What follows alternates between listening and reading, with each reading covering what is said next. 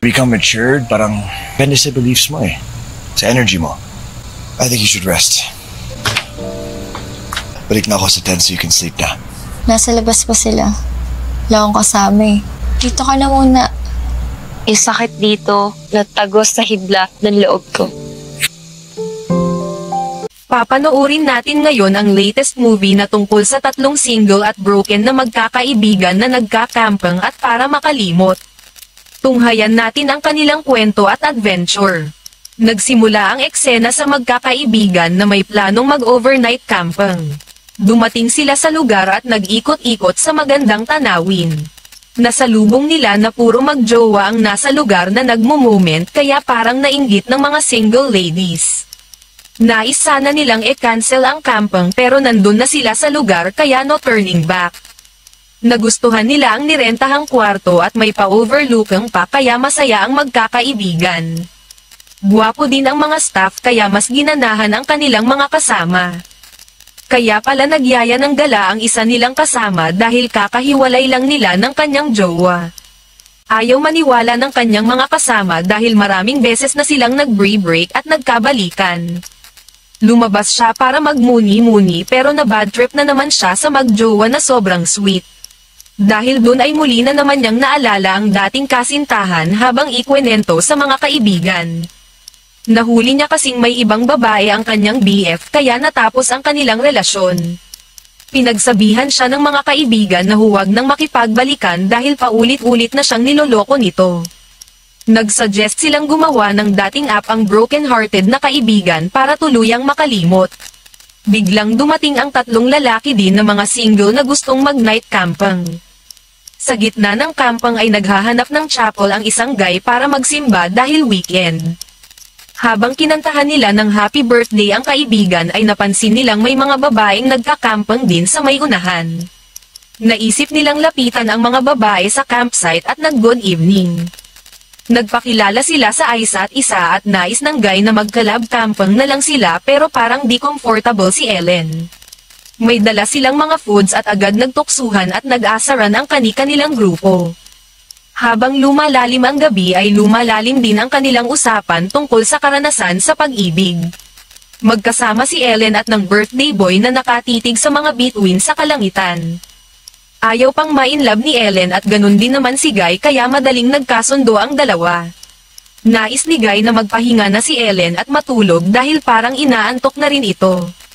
Nais ni Guy na bumalik na sa tent para doon matulog pero ayaw magpaiwan ni girl na mag-isa dahil nasa labas pa ang kanyang mga kasama.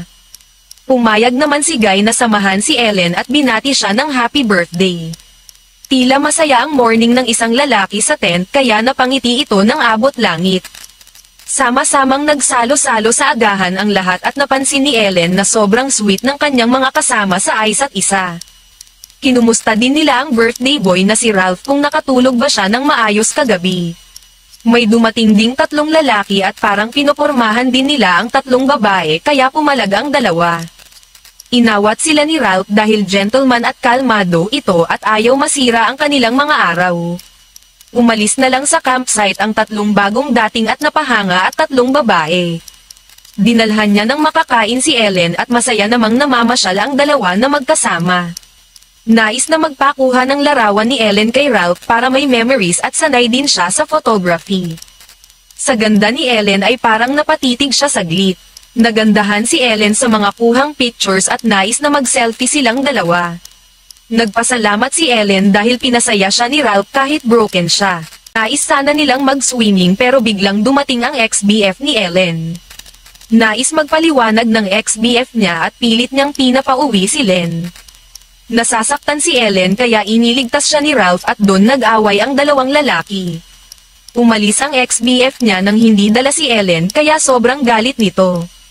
Sumumpa ang dalawa sa isa't isa na hinding-hindi na sila magpapaloko at mag-cheat. Nagtataka na sila dahil kanina pa nawawala ang kanilang kasama at in-enjoy na lang nila ang camping. Sobrang ganda ng morning ni Ellen at napangiti na lang siya sa nangyari kagabi. Paglabas niya sa tent ay narinig niyang may kausap si Ralph na babae sa CP kaya umalis si Ellen. Pagbalik niya ay wala na si Ellen sa loob kaya hinanap niya ito. Tinanong niya ang dalawang kasama kung nakita ba nila si Ellen pero wala din silang alam. Pumasok ito sa loob na malungkot at gusto nang umuwi at napansin ito ng kaibigan. Nagsumbong siya sa kanyang mga kaibigan kung ganang nangyari. Dumating si Ralph sa loob at nais na pag-usapan kung anong nangyari. Sinundan at hinabol niya ito at sinabi ng kanyang kasama na nakita nilang umiiyak ito. Sinuyo niya ito at nag-explain si Ralph na wala silang relasyon sa babaeng tumatawag. Kinagabihan ay muli silang bumalik sa campsite para ipagpatuloy ang camping at dahil sa tampuhan ay may naganap na matinding bakbakan. Sa huli ay naging masaya sila sa isa't isa at ganun rin ang kanilang mga kasama.